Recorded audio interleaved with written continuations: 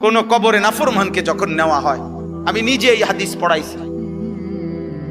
আল্লাহর নবী সাল্লাল্লাহু আলাইহি সাল্লাম বলে কোন পাপীকে যখন কবরে নেওয়া হয়, কবরের ভিতরে না, কবরে নেওয়া হয় যখন, তার লাশ যখন কাঁধে নেওয়া হয়, এই কাঁধে অবস্থায় নাফরমান আর পাপী আপন স্বজনরা যখন তার লাশ কাঁধে নেয় ঘাটের মধ্যে, আল্লাহর কসম নবী বলে সে এমন বিকট চিৎকার করে,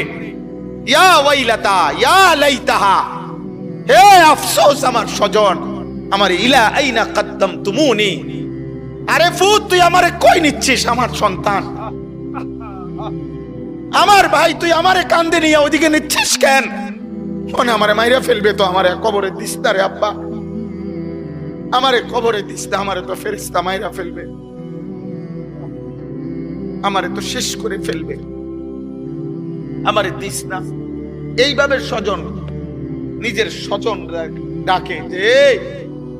কারণ আপন জনরাই তো লাশ কাঁধে নেয়,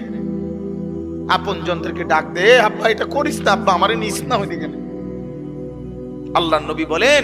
পৃথিবীর সমস্ত মানুষ যদি একসাথে শুনতো, এক মাঠে দাঁড়াইয়া একত্রে, খোদার কসম নবী বলছে আদম থেকে ইসরাফিলের ফু পর্যন্ত সমস্ত মানুষ যদি এক মাঠে থেকে একবার জীবনে এই পাপীর চিৎকার একবার শুনতো, আল্লাহর নবী বলেন লাসাইকা, তাহলে সমস্ত মানুষ একসাথে চিৎকার দিয়া বেহুশ হয়ে যেত।